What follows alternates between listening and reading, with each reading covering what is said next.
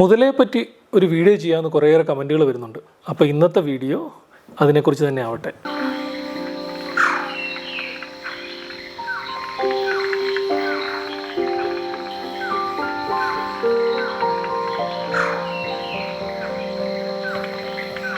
Hello everyone, എൻ്റെ പേര് David Raju. ഞാൻ നാച്ചുറലിസ്റ്റാണ്. മുതല അല്ലെങ്കിൽ ചീങ്കണ്ണി എന്ന് മലയാളത്തിൽ പേരുള്ള ക്രൊക്കഡൈൽസിനെ കുറിച്ചാണ് ഇന്നത്തെ വീഡിയോ. ഉരകവർഗ്ഗങ്ങളിലെ ഏറ്റവും വലുപ്പമുള്ള ജീവിയാണ് ഈ ക്രൊക്കഡൈൽസ്. ഇത് ലോകത്തിൽ കുറേയേറെ സ്പീഷീസുകളുണ്ട്. അതുപോലെ തന്നെ ഇതിനെ 3 ഫാമിലിയായിട്ട് തിരിച്ചിട്ടുണ്ട്. ആദ്യത്തെ ഫാമിലി ക്രൊക്കഡൈൽസ് എന്ന് തന്നെയാണ് അറിയപ്പെടുന്നത്. ഇത് 15 സ്പീഷീസ് ഉണ്ട്. ലോകത്ത് വളരെ വ്യാപകമായിട്ട് കാണപ്പെടുന്ന ഫാമിലിയാണ് ഈ ക്രൊക്കഡൈൽസ്. ഇന്ത്യയിലാണെങ്കിൽ നമുക്ക് സോൾട്ട് വാട്ടർ ക്രൊക്കഡൈൽ ഉണ്ട്, പിന്നെ മഗർ എന്ന് പറഞ്ഞ സ്പീഷീസ് അല്ലെങ്കിൽ മാർഷ് ക്രൊക്കഡൈൽ എന്ന് പറയുന്ന സ്പീഷീസ് നമുക്ക് ഇന്ത്യയിലുണ്ട്. പിന്നെ ആഫ്രിക്കയിൽ കാണുന്ന നൈൽ ക്രൊക്കഡൈലൊക്കെ ഈ വിഭാഗത്തിൽപ്പെടുന്നതാണ്. പിന്നെ രണ്ടാമത്തെന്ന് പറയുന്നത് അലിഗേറ്റേഴ്സ് ആൻഡ് കെയ്മൻസ് എന്ന് പറയും. അത് 8 സ്പീഷീസ് ഉണ്ട്. 2 സ്പീഷീസ് അലിഗേറ്റേഴ്സ് ഉണ്ട്. ഒന്ന് അമേരിക്കൻ അലിഗേറ്റർ, പിന്നെ ചൈനീസ് അലിഗേറ്റർ. അമേരിക്കൻ അലിഗേറ്റർ അമേരിക്കയിലാണ് കാണപ്പെടുന്നത്. ചൈനീസ് അലിഗേറ്റർ ചൈനയിൽ കാണപ്പെടുന്നു. വളരെ ചെറിയ സ്പീഷീസാണ് ചൈനീസ് അലിഗേറ്റർ. പിന്നെ ഒരു 6 സ്പീഷീസ് കെയ്മൻസ് ഉള്ളത് സെൻട്രൽ അമേരിക്കയിലും സൗത്ത് അമേരിക്കയിലുമാണ് കാണപ്പെടുന്നത്. ഈ അലിഗേറ്റേഴ്സ് ഒന്നും അല്ലെങ്കിൽ കെയ്മൻസ് ഒന്നും ഇന്ത്യയിൽ നമുക്ക് കാണപ്പെടുന്നില്ല. പിന്നെ മൂന്നാമത്തെ ഫാമിലി എന്ന് പറയുന്നതാണ് ഗരിയൽസും ഫോൾസ് ഗരിയൽസും. ഗരിയൽ ഇന്ത്യയിലുണ്ട്, ഫോൾസ് ഗരിയൽസ് സൗത്ത് ഈസ്റ്റ് ഏഷ്യയിലാണ് കാണപ്പെടുന്നത്. ഈ ക്രൊക്കഡൈൽ ഫാമിലിയിൽ തന്നെ ഉൾപ്പെടുന്ന മാർഷ് ക്രൊക്കഡൈൽ അല്ലെങ്കിൽ മഗർ ക്രൊക്കഡൈൽ എന്ന് പറഞ്ഞൊരു സ്പീഷീസ്. പിന്നെ രണ്ടാമത്തെ സോൾട്ട് വാട്ടർ ക്രൊക്കഡൈൽ അല്ലെങ്കിൽ എസ്ട്രീൻ ക്രൊക്കഡൈൽ എന്ന് പറഞ്ഞൊരു സ്പീഷീസ്. മൂന്നാമത്തത് ഗരിയൽ എന്ന് പറഞ്ഞ് ഇങ്ങനെ 3 സ്പീഷീസാണ് നമുക്ക് ഇന്ത്യയിലുള്ളത്. ഇന്ത്യയിൽ കാണുന്ന ഈ 3 സ്പീഷീസുകളെ നമുക്ക് വിശദമായിട്ടൊന്ന് പരിചയപ്പെടാം. ആദ്യത്തേത് മാർഷ് ക്രൊക്കഡൈൽ അല്ലെങ്കിൽ മഗർ. മഗർ എന്നുള്ളൊരു ഹിന്ദി വാക്കാണ്. മഗർ എന്ന് പറഞ്ഞു കഴിഞ്ഞാൽ ഹിന്ദിയിൽ അത് മുതലെന്നാണ് അർത്ഥം. ഇന്ത്യയിൽ വളരെ സാധാരണമായിട്ട് കാണപ്പെടുന്ന ഒരു മുതലയാണ് ഈ മാർഷ് ക്രൊക്കഡൈൽ. അപ്പോൾ കേരളത്തിലാകെ കാണുന്ന ഒരേ സ്പീഷീസ് മുതല, ഇപ്പോൾ കാണപ്പെടുന്ന ഒരു സ്പീഷീസ് മുതലയും ഈ മാർഷ് ക്രൊക്കഡൈലാണ്. ഇത് കാണുന്നത് ശുദ്ധജലത്തിലാണ്. വലിയ കായലുകൾ, ഡാമുകൾ, തടാകങ്ങൾ, ചതുപ്പുകൾ, ഇങ്ങനെയുള്ള സ്ഥലങ്ങളിലൊക്കെ നമുക്ക് ഈ മാർഷ് ക്രൊക്കഡൈലിനെ കാണാൻ സാധിക്കും. ഇത് ഏകദേശം ഒരു 5 മീറ്റർ വലിപ്പം വെക്കുന്ന ഒരു മുതലയാണ്. ഏകദേശം 200 മുതൽ 400 കിലോ വരെ വലിപ്പം വെക്കും ഇതിൻ്റെ സൈസൊക്കെ. ഇവർ വളരെ ശക്തരായിട്ടുള്ള ഇരപിടിയന്മാരാണ്. മീൻ, പക്ഷികൾ, ആമകൾ തുടങ്ങി ചെറിയ സസ്തനികൾ വരെ ഇവർക്ക് പിടിക്കാൻ പറ്റും. ചില സമയത്തൊക്കെ മാനുകളും പശുക്കളും ഒക്കെ വെള്ളം കുടിക്കാനായിട്ട് പുഴയുടെ ഒക്കെ അടുത്ത് വരുമ്പോഴത്തേക്കിന് അവരെ പിടിച്ച് തിന്നാനുള്ള കഴിവുണ്ട് ഈ മുതലയ്ക്ക്. ഇതിനെയൊക്കെ പിടിക്കാൻ പറ്റുന്ന തരത്തിലുള്ള നല്ല സ്ട്രോങ് ആയിട്ടുള്ള പല്ലുകളുണ്ട് ഈ മുതലകൾക്ക്. അതുപോലെ തന്നെ കടിക്കാനായിട്ടുള്ള നല്ല ബൈറ്റിംഗ് ഫോഴ്സ് എന്നാണ് പറയുന്നത്. അപ്പോൾ ബൈറ്റിംഗ് ഫോഴ്സ് നല്ല സ്ട്രോങ് ആയിട്ടുള്ളതുകൊണ്ട് എളുപ്പത്തിൽ ഇവർക്ക് ഈ ഇരയൊക്കെ പിടിക്കാൻ പറ്റും. അതുപോലെ ഈ മുതലകൾക്കൊക്കെ നല്ല സ്മെല്ല് ചെയ്യാനുള്ള കഴിവുണ്ട്. കാട്ടിലൊക്കെ ചില സമയത്തൊക്കെ ചില മാനുകളൊക്കെ ചത്ത് കിടന്നു കഴിഞ്ഞാൽ അവർക്ക് പുഴയിൽ നിന്ന് തന്നെ ഇത് സ്മെല്ല് ചെയ്യാൻ പറ്റും. അത് കഴിഞ്ഞൊരു വന്നിട്ട് ഈ മാനിനെയൊക്കെ എടുത്തുകൊണ്ട് തിരിച്ച് പുഴയിലോട്ട് പോകാറുണ്ട്. പല പ്രാവശ്യം ഞങ്ങളിത് സത്പുര നാഷണൽ പാർക്ക് ഇത് കണ്ടിട്ടുണ്ട്. ഒരു മാന് ചത്ത് കിടക്കുന്നു. വൈകുന്നേരത്തെ സഫാരിക്ക് വരുമ്പോഴത്തേക്ക് ഒരു മാൻ അവിടെ ചത്ത് കിടക്കുന്നുണ്ട്. ഒരു പക്ഷേ അതൊരു 1 കിലോമീറ്റർ ദൂരെ ആയിരിക്കും പുഴയിൽ നിന്ന്. അപ്പം രാവിലെ വരുമ്പോഴത്തേക്കിന് ആ ചത്ത മാൻ അവിടെ കിടപ്പില്ല. പക്ഷേ നമ്മൾ പിന്നെ കാണുന്നത് ഈ ഒരു ഡ്രാഗ് മാർക്ക് കാണാം. ഈ മുതല പോയ വഴിയും പിന്നെ ഈ മാനെ വലിച്ചുകൊണ്ട് പോയ വഴിയും. കാരണം ഈ മണം കിട്ടിയിട്ട് ഈ മുതല പുഴയിൽ നിന്ന് കയറി വന്നിട്ട് ഈ മാനെ വലിച്ചുകൊണ്ട് ഡ്രാഗ് ചെയ്തുകൊണ്ട് തിരിച്ച് പുഴയിലോട്ട് പോയിട്ട് അവിടെ കൊണ്ടുവച്ച് കഴിക്കാറുണ്ട്. അപ്പം ഇവർക്ക് നല്ല സ്മെല്ലിംഗ് പവർ ഉണ്ട്. ഇന്ത്യയിൽ കാണുന്ന മറ്റു മുതലകളിൽ നിന്ന് വ്യത്യസ്തമായിട്ട് ഇവർക്ക് ചില പ്രത്യേകതകളുണ്ട്. ഇവരുടെ സ്കിന്നിൻ്റെ കളറ് വിൻ്റർ ആകുന്ന സമയത്ത്, തണുപ്പുള്ള സമയത്ത് നല്ല ഡാർക്കിഷ് ആയിരിക്കും. പിന്നെ സമ്മർ സമയത്ത് നല്ല ലൈറ്റ് കളേർഡ് ആയിരിക്കും. ഈ വിൻ്റർ സമയത്ത്, തണുപ്പുള്ള സമയത്ത് ഇവരുടെ സ്കിൻ ഡാർക്കാകാൻ കറുത്തിരിക്കാൻ കാരണം എന്ന് പറഞ്ഞു കഴിഞ്ഞാൽ ഒരു പക്ഷേ കൂടുതലായിട്ട് താപം അവരുടെ ദേഹത്തോട്ട് അവർക്ക് ആഗിരണം ചെയ്യാൻ വേണ്ടിയിട്ടായിരിക്കും അവർക്ക് ഈ ചെറുതായിട്ട് ഡാർക്ക് കളർ ആകുന്നത്.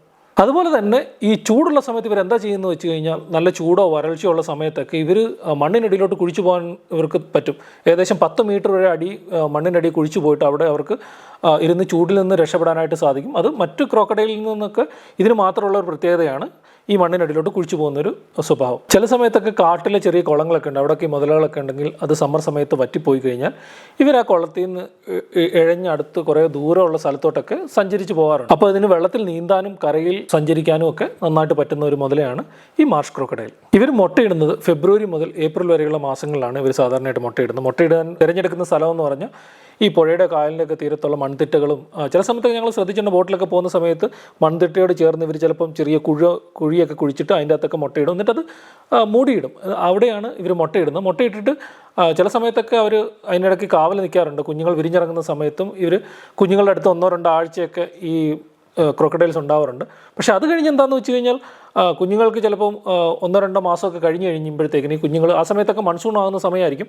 അപ്പം ഈ കുഞ്ഞുങ്ങൾ ഈ ചെറിയ അരുവികളൊക്കെ കാടിൻ്റെ അകത്തുള്ള ചെറിയ കുളങ്ങളിൽ നിന്നൊക്കെ അരുവികളൊക്കെ വലിയ പുഴയിലോട്ട് വരുമ്പോൾ ആ അരുവികൾ കൂടെ കയറിയിട്ട് ഇവർ ഈ കുഞ്ഞുങ്ങൾ ചെന്ന് ചെറിയ പോണ്ടുകൾ ചെറിയ കുളങ്ങളിലൊക്കെ ചിലപ്പോൾ 1-2 വർഷമൊക്കെ താമസിച്ചിട്ട് അവിടെയുള്ള ചെറിയ മത്സ്യങ്ങളെയും ചെറിയ തവളകളെയൊക്കെ തിന്നിട്ട് പിന്നീട് വലുതാകുമ്പോഴത്തേക്കിന് തിരിച്ച് വലിയ പുഴയിലോട്ട് വരുന്നതായിട്ട് കുറേ പ്രാവശ്യം നമ്മളത് ശ്രദ്ധിച്ചിട്ടുണ്ട്, ഒബ്സർവ് ചെയ്തിട്ടുണ്ട്. ഇതൊക്കെ ഇത് മറ്റു ഉരകങ്ങളെ പോലെ തന്നെ കോൾ ബ്ലഡഡ് അല്ലെങ്കിൽ ശീതരക്തജീവികളാണ്. അപ്പോൾ അതുകൊണ്ട് ഇവർക്ക് ശരീരത്തിൻ്റെ താപനില നിലനിർത്താൻ വേണ്ടിയിട്ട് ഇടയ്ക്ക് ഇവർ വലിയ പാറയുടെ മണ്ടയ്ക്കോ അല്ലെങ്കിൽ മൺതിട്ടകളൊക്കെ ഉണ്ട് അതിന് മണ്ടയ്ക്ക് കയറിയിരുന്ന് വെയിൽ കൊള്ളാറുണ്ട്. അപ്പോൾ അതിന് ബാസ്കിങ് എന്നാണ് പറയുന്നത്. ഈ മാർഷ് ക്രോക്കഡൈൽസിനൊക്കെ കുറേ ഇൻഡിവിജ്വൽ ബിഹേവിയേഴ്സ് ഉണ്ട്. ചിലരൊക്കെ ഭയങ്കര ഷൈ ആയിരിക്കും, ചിലരൊക്കെ ഭയങ്കര ബോൾഡ് ആയിട്ടുള്ള ക്രൊക്കഡൈൽസ് ഒക്കെ ഉണ്ട്. പ്രത്യേകിച്ച് ഇവർക്ക് ആൾക്കാരെയൊക്കെ ചിലപ്പോൾ തിരിച്ചറിയാൻ പറ്റും. പ്രത്യേകിച്ച് മൃഗശാലകളിലൊക്കെ ഈ ക്രൊക്കഡൈലിനൊക്കെ ഇട്ടിരിക്കുന്ന സ്ഥലത്ത് സ്ഥിരമായിട്ട് ആൾക്കാർ ഫീഡ് ചെയ്യുന്നുണ്ട്. അപ്പോൾ ആ ഇൻഡിവിജ്വൽ ആരാണ് ഫീഡ് ചെയ്യാൻ വരുന്നുള്ള ഇൻഡിവിജ്വലിനൊക്കെ ഈ ക്രൊക്കഡൈലിനെ തിരിച്ചറിയാൻ പറ്റും. അപ്പോൾ ചില ക്രൊക്കഡൈലിലൊക്കെ നല്ല ബോൾഡ് ആയിരിക്കും, ചിലതൊക്കെ ഷൈ ആയിരിക്കും. ഞാൻ പറഞ്ഞല്ലോ, എനിക്കിപ്പോഴും ഓർമ്മയുണ്ട്, ഞങ്ങൾ സത്പുര നാഷണൽ പാർക്കിൽ ജോലി ചെയ്യുന്ന സമയത്ത് ഞങ്ങളവിടെ ചെറിയ വള്ളത്തെ കയറിയിട്ട് ഞങ്ങൾ കനു ഇങ്ങനെ തുഴഞ്ഞ് പോകാറുണ്ട്. ഒരു വലിയ നദി ദൻവ എന്ന് പറഞ്ഞൊരു നദിയിൽ ഇങ്ങനെ പോകാറുണ്ട്. അപ്പോൾ ആ പോകുന്ന സമയത്ത് കുറേയേറെ പക്ഷികളെ കാണാറുണ്ട്, അപ്പോൾ കുറേയേറെ ക്രൊക്കഡൈലുകളെ കാണാറുണ്ട്. അപ്പം നമ്മുടെ സ്ഥിരമായിട്ട് വള്ളം തുഴയുന്ന ഒരു ചേട്ടൻ്റെ പേര് പപ്പു എന്നാണ് പറയുന്നത്. അപ്പം പപ്പു എന്ന് പറയുന്ന ചേട്ടൻ ഇടയ്ക്ക് പറയും, നിങ്ങളെ ഞാനൊരു ക്രൊക്കഡൈലിനെ കാണിച്ചു തരാം, ഒട്ടും പേടിയില്ലാത്തൊരു ക്രൊക്കഡൈൽ ഇവിടെ ഉണ്ടെന്ന് പറഞ്ഞിട്ട് അദ്ദേഹം നമ്മളൊരു വലിയൊരു മുതലയുടെ അടുത്തോട്ട് ചെല്ലും. അപ്പം മുതലയുടെ അടുത്ത് ചെല്ലുമ്പോഴത്തേക്കിനും ഇദ്ദേഹം പതിയെയൊക്കെയും ബോട്ടുമായിട്ട് അപ്രോച്ച് ചെയ്യുന്നത്. അപ്പോൾ ഞങ്ങൾ ബോട്ടിൻ്റെ അകത്ത് 3 പേരുണ്ട്, ഈ തുഴയുന്ന ചേട്ടനെ കൂടാതെ 2 പേരും. അപ്പം പതിയെ അപ്രോച്ച് ചെയ്യുമ്പോഴത്തേക്കിന് ഈ ക്രൊക്കഡൈലിന് യാതൊരു പ്രശ്നമില്ല. നമ്മൾ തൊട്ടടുത്തൊരു 4-5 മീറ്റർ അടുത്ത് ചെന്നാലും നമ്മൾ ഫോട്ടോ എടുത്താലോ വീഡിയോ എടുത്താലോ ഈ ക്രൊക്കഡൈലിനൊന്നും ഒരു പ്രശ്നമൊന്നുമില്ല. അപ്പം ഞങ്ങൾ കുറച്ച് കഴിഞ്ഞപ്പോഴത്തേക്കിന് ഈ തുഴയുന്ന ചേട്ടൻ പറഞ്ഞു ഇത് എൻ്റെ ക്രൊക്കഡൈൽ. അപ്പം നമ്മൾ അന്ന് മുതൽ ഈ ക്രൊക്കഡൈലിനെ നമ്മൾ പപ്പൂന്ന് വിളിച്ച് തുടങ്ങി. അപ്പം ഇന്ന് പപ്പൂനെ കണ്ടോ എന്ന് ചോദിച്ചു. പിന്നെ സാറേ അവിടെ ഉണ്ടായിരുന്നു, അത് സ്ഥിരമായിട്ട് നമ്മൾ കാണുന്നുണ്ട് എന്ന് പറഞ്ഞ പോലെ. ഈ ക്രൊക്കഡൈലൊക്കെ ചിലതൊക്കെ നല്ല ബോൾഡായിരിക്കും, ചിലതൊക്കെ ഷൈ ആയിരിക്കും. ചില ക്രൊക്കഡൈലൊക്കെ നമ്മൾ ബോട്ടുമായിട്ട് അടുത്തോട്ട് ചെല്ലുമ്പോൾ തന്നെ പെട്ടെന്ന് വെള്ളത്തിലോട്ട് ചാടിയിട്ട് അവർ അപ്രത്യക്ഷമായി പോകാറുണ്ട്. ഈ മുതലകൾ 70 മുതൽ 80 വർഷം വരെ ജീവിച്ചിരിക്കാറുണ്ട്. അതുപോലെ തന്നെ ഇതിനെ കേരളത്തിൽ ഏറ്റവും കാണാനായിട്ട് സാധ്യതയുള്ള സ്ഥലങ്ങൾ വയനാട്ടിലെ കുറേ സ്ഥലങ്ങളിൽ ഇതിനെ കാണാറുണ്ട്. പറമ്പിക്കുളത്ത് കാണാൻ സാധ്യതയുണ്ട്. നെയ്യാർ വൈൽഡ് ലൈഫ് സാങ്ച്വറിയിലൊക്കെ ഇതിനെ കാണാനായിട്ട് വളരെ സാധ്യത കൂടുതലാണ്. അല്ലാതെ എളുപ്പത്തിൽ നമുക്ക് തൊട്ടടുത്ത് കാണാനും നല്ല ഫോട്ടോ എടുക്കാനും ഒക്കെ ആയിട്ട് മൈസൂരിനടുത്തുള്ള രംഗംതിട്ടു എന്ന് പറഞ്ഞൊരു ബേർഡ് സാങ്ച്വറി ഉണ്ട്. അവിടെ പോയി കഴിഞ്ഞാൽ വളരെ അടുത്ത് ഈ മുതലകളെ കാണാൻ പറ്റും. അതല്ലാതെ ഇന്ത്യയിലെ പല വൈൽഡ് ലൈഫ് സാങ്ച്വറികളിലും ഈ മുതലകളെ നമുക്ക് കാണാനും ഫോട്ടോസൊക്കെ എടുക്കാനും നിരീക്ഷിക്കാനും ഒക്കെ സാധിക്കും. അടുത്തത് ഗരിയൽ. ഇന്ത്യയിൽ തന്നെ ഏറ്റവും റയറസ്റ്റ് ആയിട്ടുള്ള ക്രൊക്കഡൈലാണ് ഈ ഗരിയൽ. ഏകദേശം ഒരു 3000 എണ്ണം മാത്രമേ ഉള്ളതെന്നാണ് നമുക്ക് കരുതപ്പെടുന്നത്. അതിൻ്റെ അകത്ത് 80% കാണപ്പെടുന്നത് ചമ്പൽ നദിയുടെ തീരത്താണ്. ചമ്പൽ നദി ഏറ്റവും പ്രത്യേകതയുള്ള നദിയാണ്, കാരണം കുറേയേറെ റെയർ ആയിട്ടുള്ള സ്പീഷീസുകൾ നമുക്ക് കാണാൻ പറ്റുന്ന ഒരു നദിയാണ്. വളരെ ക്രിട്ടിക്കലി എൻഡേഞ്ചേർഡ് ആയിട്ടുള്ള ഇന്ത്യൻ സ്കിമ്മർ എന്ന് പറഞ്ഞൊരു പക്ഷിയുണ്ട്. കുറേയേറെ ആമകൾ, അപൂർവമായ കുറേയേറെ ആമകൾ അവിടെ കാണാൻ പറ്റും. ഗാൻജറ്റിക് ഡോൾഫിനെ അവിടെ കാണാൻ പറ്റും. അതുപോലെ തന്നെ ഈ ഗരിയാലിനെ അവിടെ കാണാൻ പറ്റും. കഴിഞ്ഞ ഏപ്രിൽ മാസത്തിൽ ഞങ്ങൾ അവിടെ ചമ്പൽ നദിയിൽ പോയിരുന്നു ഈ ഗരിയലിനെ സ്കിമ്മറിനെയൊക്കെ കാണാൻ വേണ്ടി. അപ്പോൾ ഒരു ബോട്ടിൽ പോയ സമയത്ത് കുറച്ചു നേരം കഴിഞ്ഞപ്പോഴത്തേക്കിന് ബോട്ട് യാത്ര ചെയ്യുന്ന സമയത്ത് ഈ 2 ഗരിയാൽ ഇങ്ങനെ വെള്ളത്തിൽ നിന്ന് വന്ന് ഒരു മൺതിട്ടയുടെ മേളിലൊക്കെ കയറി കിടക്കുന്നത് കാണാനും അതിൻ്റെയൊക്കെ ഫോട്ടോയും വീഡിയോ ഒക്കെ എടുക്കാനും പറ്റിയിട്ടുണ്ട്. ഇതിന് മുഴുവൻ പോപ്പുലേഷനും ഇന്ത്യയിലും നേപ്പാളിലുമായിട്ടാണ് കാണപ്പെടുന്നത്. ഈ ഗരിയൽ എന്ന് പറയുന്നത് ഒരു ഹിന്ദി വാക്കാണ്. അപ്പം ഖറ എന്ന് പറഞ്ഞു കഴിഞ്ഞാൽ ഒരു മൺകുടം എന്നാണ് അർത്ഥം. ഈ ഗരിയലിന് നല്ല നീളമുള്ള മൂക്കാണുള്ളത്. അപ്പോൾ ആ മൂക്കിൻ്റെ അറ്റത്ത് ഒരു മൺകുടം, ചെറിയൊരു മൺകുടം വെച്ച പോലെ ചെറിയൊരു മുഴയുണ്ട്. അപ്പോൾ അതുകൊണ്ടാണ് ഇതിന് ഗരിയൽ എന്ന് പേര് വരാൻ തന്നെ കാര്യം. ഇതിന് ഇത്രയും നല്ല നീളമുള്ള മൂക്കും ഈ മുഴയൊക്കെ ഉള്ളതുകൊണ്ട് മറ്റുള്ള മുതലകളിൽ നിന്നൊക്കെ വളരെ വ്യത്യസ്തമാണ് ഈ ഗരിയൽ. കണ്ടാലും എളുപ്പത്തിൽ നമുക്ക് തിരിച്ചറിയാൻ പറ്റും. ഈ മൂക്കിൻ്റെ അടുത്തുള്ള മുഴയെന്ന് പറയുന്നത് ഇവർക്ക് സൗണ്ട് നന്നായിട്ട് ആംപ്ലിഫൈ ചെയ്യാനായിട്ട് പറ്റും. എന്ന് പറഞ്ഞാൽ ഈ മുഴ വെച്ചിട്ട് വെള്ളത്തിലൊക്കെ സഞ്ചരിക്കുന്ന സമയത്ത് ഫീമെയിൽസിനെ അട്രാക്ട് ചെയ്യാനായിട്ട് 1 കിലോമീറ്റർ ദൂരെ വരെ ഈ സൗണ്ട് ഇവർക്ക് കൊണ്ടെത്തിക്കാനായിട്ട് പറ്റും ഈ മുഴയുള്ളത് കൊണ്ട്. ഇവയുടെ ഭക്ഷണം എന്ന് പറയുന്നത് മീനുകളാണ്. പ്രധാനമായിട്ട് മീനുകളെ മാത്രമാണ് ഇവർ കഴിക്കാറുള്ളത്. ഇവയുടെ പല്ലുകൾ നല്ല ഷാർപ്പാണ്. അതുപോലെ തന്നെ ലോകത്തിൽ ഏറ്റവും കൂടുതൽ പല്ലുകളുള്ള മുതല ഈ ഗരിയാൽസ് ആണ്. ഏകദേശം 110 പല്ലുകളുണ്ട്. ഇത് പ്രത്യേകിച്ച് വെള്ളത്തിനടിയിലൊക്കെ പോകുന്ന സമയത്ത് മീനുകളെ എളുപ്പത്തിൽ പിടിക്കാനായിട്ട് ഈ പല്ലുകൾ ഇവരെ സഹായിക്കാറുണ്ട്. ഇവർ ഒരു സോഷ്യൽ ആനിമൽസ് ആണ്. ചില സമയത്തൊക്കെ ചെറിയ കൂട്ടങ്ങളായിട്ടൊക്കെ ഈ ഗരിയാൽസിനെ കാണാറുണ്ട്. അതുപോലെ തന്നെ ഇവർ വലിയ ജീവികളൊന്നും ആക്രമിക്കാറില്ല. നമുക്കറിയാലോ, നമ്മുടെ ഇന്ത്യയിൽ വേറെ 2 സ്പീഷീസ് ഉണ്ട്, സോൾട്ട് വാട്ടർ ക്രോക്കഡൈലും മാർഷ് ക്രോക്കഡൈലും. അതൊക്കെ തക്കം കിട്ടിക്കഴിഞ്ഞാൽ വലിയ ജീവികൾ, വലിയൊരു മാനയോ പശുവിനെയോ ഒക്കെ പിടിച്ചു തിന്നാറുണ്ട്. ചില സമയത്തൊക്കെ ആൾക്കാരെയും ഒക്കെ ആ 2 ക്രോക്കഡൈലും പിടിക്കാറുണ്ട്. പക്ഷേ ഈ ഗരിയാൽസ് അങ്ങനെ വലിയ ജീവികളെ ഒന്നും തന്നെ ആക്രമിക്കാറില്ല. ഇത് കുഞ്ഞുങ്ങളുണ്ടാകുന്ന സമയത്ത് ഇതിൻ്റെ മെയിലും ഫിമെയിലും കൂടിയിട്ട് കുഞ്ഞുങ്ങളെ ആയിട്ട് ഒരുമിച്ച് യാത്ര ചെയ്യുന്നതൊക്കെ ഒബ്സർവ് ചെയ്തിട്ടുണ്ട്. ചില സമയത്തൊക്കെ കുഞ്ഞുങ്ങളൊക്കെ അതിൻ്റെ പുറത്തൊക്കെ കയറി ഇരുന്നിട്ട് കുറേ എണ്ണം 8-10 ഉള്ള കുഞ്ഞുങ്ങളൊക്കെ ഒരുമിച്ച് പുറത്തൊക്കെ കയറി ഇരുന്നിട്ട് ബാസ്ക് ചെയ്യുന്നതൊക്കെ കുറേ ഫോട്ടോഗ്രാഫേഴ്സൊക്കെ ഇതിനൊക്കെ ഫോട്ടോ എടുത്തിട്ടുണ്ട്. ഇതിന് നഴ്സറി ഗ്രൂപ്പ് എന്നാണ് പറയുന്നത്. ഈ ഗരിയൽസിന് നല്ല ഒഴുക്കുള്ള, നല്ല ആഴമുള്ള, വലിയ മൺതിട്ടകളുള്ള വലിയ നദികളാണ് ഇവരുടെ ഏറ്റവും ഫേവറേറ്റ് ആയിട്ടുള്ള സ്ഥലങ്ങൾ. അങ്ങനെയുള്ളൊരു നദി എന്ന് പറഞ്ഞാൽ ചമ്പൽ നദിയാണ്. ചമ്പൽ നദിയുടെ കരകളിലാണ് ഏറ്റവും കൂടുതൽ ഏകദേശം 80% ഘരിയൽസിനെ കാണുന്ന സ്ഥലം. അവിടെ ഇവർ ഫേസ് ചെയ്യുന്ന ഒരു ഏറ്റവും വലിയ പ്രശ്നം എന്ന് പറഞ്ഞാൽ ഞങ്ങൾ പോയപ്പോഴും കണ്ട ഒരു കാര്യം എന്ന് പറയുന്നത്, ചമ്പൽ നദി നമുക്ക് ഘരിയൽസിന് ഒരു സൈഡിൽ കാണാൻ പറ്റി, അതിൻ്റെ പുറകിലായിട്ട് 100 കണക്കിന് ട്രാക്ടറും JCB ഒക്കെ കൊണ്ടുവന്നിട്ട് ഈ മണ്ണ് കോരിക്കൊണ്ട് പോകുന്നൊരു കാഴ്ചയാണ്. ഇല്ലീഗലായിട്ട് ആൾക്കാർ ആവശ്യമുണ്ടെങ്കിൽ മണ്ണ് എടുക്കണമെന്ന് വിശ്വസിക്കുന്നൊരു വ്യക്തിയാണ് ഞാൻ. പക്ഷേ ഇല്ലീഗലായിട്ട് ഒരു സൈഡിൽ ഒരു നദിയിൽ നിന്ന് മൊത്തമായിട്ട് 100 കണക്കിന് JCBയും ഇതൊക്കെ വെച്ചിട്ട് അതിൻ്റെ മൺതിട്ടകൾ മൊത്തം ഇല്ലാതാക്കുന്നത് കൊണ്ട് ഈ ഘരിയൽസിൻ്റെ വംശനാശം സംഭവിച്ചുകൊണ്ടിരിക്കുകയാണ്. അടുത്തത് സോൾട്ട് വാട്ടർ ക്രൊക്കഡൈൽ അല്ലെങ്കിൽ എസ്ട്രെയിൻ ക്രൊക്കഡൈൽ എന്ന് പറഞ്ഞാണ്. ഇപ്പോൾ ലോകത്തുള്ളതിൽ വെച്ച് റെപ്റ്റൈലുകളിൽ ഉരകവർഗ്ഗങ്ങളിൽ ഏറ്റവും വലുപ്പമുള്ള ജീവി ഈ സോൾട്ട് വാട്ടർ ക്രൊക്കഡൈലാണ്. ഏകദേശം 6 മീറ്റർ നീളം വരെ വെക്കും, അല്ലെങ്കിൽ 1000 കിലോ വരെ ഭാരം വെക്കുന്ന ഒരു റെപ്റ്റൈലാണ് ഈ സോൾട്ട് വാട്ടർ ക്രൊക്കഡൈൽ. ഇത് ഇന്ത്യയിൽ സാധാരണമായിട്ട് കാണപ്പെടുന്നത് ഒറീസയിലും വെസ്റ്റ് ബംഗാളിലും അല്ലെങ്കിൽ ആൻഡമാൻ നിക്കോബാറിലുമാണ് കാണപ്പെടുന്നത്. വെസ്റ്റ് ബംഗാളിലെ സുന്ദർബൻസിൽ പോയ സമയത്ത് എനിക്ക് കുറേ എണ്ണത്തിനെ കാണാൻ പറ്റിയിട്ടുണ്ട്. പക്ഷേ ഏറ്റവും കൂടുതലും എളുപ്പത്തിൽ കാണാൻ പറ്റുന്നത് ഒറീസയിലെ ഭിത്തർകനിക എന്ന് പറഞ്ഞ നാഷണൽ പാർക്കിലായിരിക്കും ഈ സോൾട്ട് വാട്ടർ ക്രൊക്കഡൈലിനെ ഏറ്റവും കൂടുതലായിട്ട് കാണാൻ പറ്റുന്നത്. ഇതിനെ സാധാരണയായിട്ട് കാണപ്പെടുന്നത് അഴിമുഖങ്ങളിലും കണ്ടൽ കാടുകളിലും ഈ സമുദ്രത്തോട് തൊട്ടടുത്ത് കിടക്കുന്ന നദികളിലും ഈ ബീച്ചുകളിലൊക്കെ ഈ സോൾട്ട് വാട്ടർ ക്രൊക്കഡൈലിനെ കാണാറുണ്ട്. ഇവയ്ക്ക് ശുദ്ധജലത്തിലും ഉപ്പ് കലർന്ന വെള്ളത്തിലും ഒക്കെ ഇവർക്ക് കുറേ നേരം സർവൈവ് ചെയ്യാൻ പറ്റും. പ്രത്യേകിച്ച് ഉപ്പ് കലർന്ന വെള്ളത്തിൽ കൂടുതൽ നേരം സർവൈവ് ചെയ്യാനായിട്ട് സാധിക്കുന്നത് ഇവർക്ക് നാക്കിലൊരു സോൾട്ട് ഗ്ലാൻഡ് ഉണ്ട്. അപ്പോൾ അത് വെച്ചിട്ട് ഇവർക്ക് ഉപ്പ് കലർന്ന വെള്ളത്തിൽ, അപ്പോൾ സമുദ്രത്തിലൊക്കെ കുറേ നേരം സർവൈവ് ചെയ്യാനായിട്ട് പറ്റും ഇവർക്ക്. അതുപോലെ സോൾട്ട് വാട്ടർ ക്രൊക്കഡൈലിൻ്റെ ഒരു പ്രത്യേകത എന്ന് പറഞ്ഞു കഴിഞ്ഞാൽ ഇവർക്ക് ഏത് മൃഗത്തെയും പിടിച്ച് തിന്നാൻ പറ്റുമെന്നുള്ള, ഏത് വലിയ മൃഗത്തെയും ഉണ്ടെങ്കിലും ഇവർക്ക് നന്നായിട്ട് പിടിക്കാൻ പറ്റും. കാരണം നല്ല സൈസുള്ള ക്രൊക്കഡൈലാണ്. പ്രത്യേകിച്ച് സുന്ദർബൻസിൽ നിന്നൊക്കെ ഉള്ള കഥകൾ കേട്ടിട്ടുള്ള, കുറേ വാർത്തകളും വായിച്ചിട്ടുള്ളത്, ഇവർ ചില സമയത്തൊക്കെ കടുവയായിട്ട് ഇവർ അടിയുണ്ടാക്കിയിട്ട് കടുവകളൊക്കെ പിടിച്ച് തിന്ന റെക്കോർഡ് വരെ സുന്ദർബൻസിൽ നിന്നുണ്ട്. അപ്പം അത്ര പവർഫുൾ ആയിട്ടുള്ളൊരു ഉരകമാണ് ഈ സോൾട്ട് വാട്ടർ ക്രൊക്കഡൈൽ. ഇവ മുട്ടയിടുന്നത് ഏപ്രിൽ മെയ് മാസങ്ങളിലാണ് സാധാരണയായിട്ട് മുട്ടയിടുന്നത്.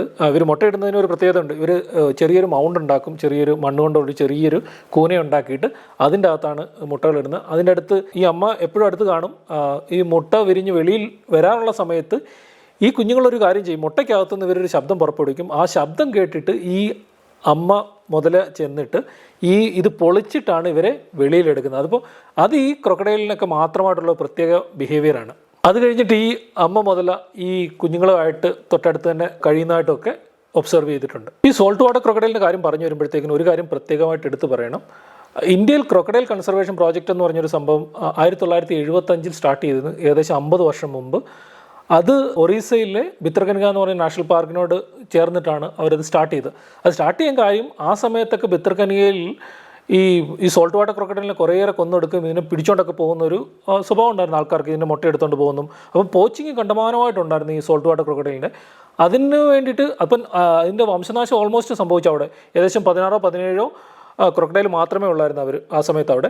അപ്പോൾ ഫോറസ്റ്റ് ഡിപ്പാർട്ട്മെൻറ്റ് എന്താ ചെയ്തതെന്ന് വെച്ച് കഴിഞ്ഞാൽ അവർ കുറേയേറെ ഹാച്ചറീസ് ഉണ്ടാക്കി. അപ്പം വൈൽഡിൽ നിന്ന് പോയിട്ട് മുട്ടയിട്ട് കഴിയുമ്പോൾ ഈ മുട്ട എടുത്തുകൊണ്ട് വന്നിട്ട് ഹാച്ചറികളിൽ വെച്ചിട്ട് ഇവരിതിനെ വിരിയിച്ചിട്ട് ഏകദേശം 3-4 വർഷം കഴിയുമ്പോഴത്തേക്കിന് ഒരു 3-4 അടി വലിപ്പം വെച്ച് കഴിയുമ്പോഴത്തേക്കിന് ഇതിനെ തിരിച്ചു കൊണ്ടുപോയിട്ട് അവർ വൈൽഡിലോട്ട് ഇതിനെ റിലീസ് ചെയ്തു. അപ്പോൾ അങ്ങനെ റിലീസ് ചെയ്തിട്ട് ഇപ്പോൾ 50 വർഷം കഴിഞ്ഞപ്പോഴത്തേക്കിന് ഏകദേശം ഒരു 1700ഓളം സോൾട്ട് വാട്ടർ ക്രൊക്കഡൈലുകൾ ഇപ്പം ഉണ്ട്. അപ്പം കൺസർവേഷൻ്റെ ഏറ്റവും ബെസ്റ്റ് ഒരു കാര്യമാണ് അവരവിടെ ചെയ്തത്. അതുപോലെ തന്നെ ചമ്പൽ നദിയുടെ അടുത്ത് ഒരു സെൻ്റർ ഉണ്ട്. ഈ ഘരിയലിനെ പ്രൊട്ടക്ട് ചെയ്യാൻ വേണ്ടിയിട്ടുള്ള ഒരു സെൻ്ററാണത്. ഈ സോൾട്ട് വാട്ടർ ക്രൊക്കഡൈലിൻ്റെ കാര്യം പറഞ്ഞു വരുമ്പോഴത്തേക്കിനും ഒരു കാര്യം കൂടെ പറയാനുണ്ട്. നമുക്ക് കേരളത്തിൽ പണ്ട് ഈ സോൾട്ട് വാട്ടർ ക്രൊക്കഡൈൽ ഉണ്ടായിരുന്നു.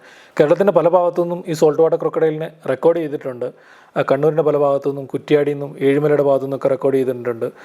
കോട്ടയത്തിനുള്ള കോമരകത്ത് ഇതിനെ റെക്കോർഡ് ചെയ്തിട്ടുണ്ട് പഴയ കാലത്ത്. ഏകദേശം ഒരു 70-80 വർഷം മുമ്പൊക്കെ ഇത് ലാസ്റ്റ് കണ്ടെന്നാണ് കരുതപ്പെടുന്നത്. എൻ്റെ പപ്പ ജനിച്ചു വളർന്നത് കൊമരകത്താണ്. കൊമരകം വേമ്പനാട് കായലിൻ്റെ അടുത്താണ്. അപ്പോൾ പപ്പയുടെ അമ്മയൊക്കെ പറഞ്ഞ്, പപ്പ എന്നോട് ഈ കഥകളൊക്കെ പറഞ്ഞിട്ടുണ്ട്. പണ്ട് കാലത്ത് അവിടെ മുതലുകളുണ്ടെന്നുള്ള കഥകളൊക്കെ അവർ കേട്ടിട്ടുണ്ടെന്നുള്ള കഥയൊക്കെ എൻ്റെ പപ്പ എന്നോട് പറഞ്ഞിട്ടൊക്കെ ഉണ്ട്. അതുപോലെ തന്നെ കൊമരകത്തൊരു പണ്ടൊരു സായിപ്പ് വന്ന് താമസിക്കാറൊക്കെ 1980-കളിലൊക്കെ അദ്ദേഹം ഈ മുതലയൊക്കെ ഈ സോൾട്ട് വാട്ടർ ക്രൊക്കഡൈലിനെ വെടിവെച്ചിട്ട് അതിൻ്റെ അസ്ഥികൂടമൊക്കെ വെച്ചിരുന്നതായിട്ടൊക്കെ പല കഥകളും ഞങ്ങൾ കേട്ടിട്ടുണ്ട് അവിടുന്ന്. ഇതായിരുന്നു ഇന്ത്യയിലെ മുതലകളെ കുറിച്ചുള്ള വിശേഷങ്ങൾ. നിങ്ങൾക്ക് ഇഷ്ടപ്പെട്ടെന്ന് വിചാരിക്കുന്നു. നിങ്ങൾ ഈ മുതലകളെ കണ്ടിട്ടുണ്ടോ? ഉണ്ടെങ്കിൽ ഉറപ്പായിട്ടും അത് കമൻറ്റ് ചെയ്യണം. ഇനിയും കണ്ടിട്ടില്ലാത്തവർക്കും കാണാൻ ആഗ്രഹമുള്ളവർക്കും ഞാൻ മുമ്പേ പറഞ്ഞ സ്ഥലത്തൊക്കെ പോയി കഴിഞ്ഞാൽ നിങ്ങൾക്ക് ഈ മുതലകളെ എളുപ്പത്തിൽ കാണാൻ പറ്റും.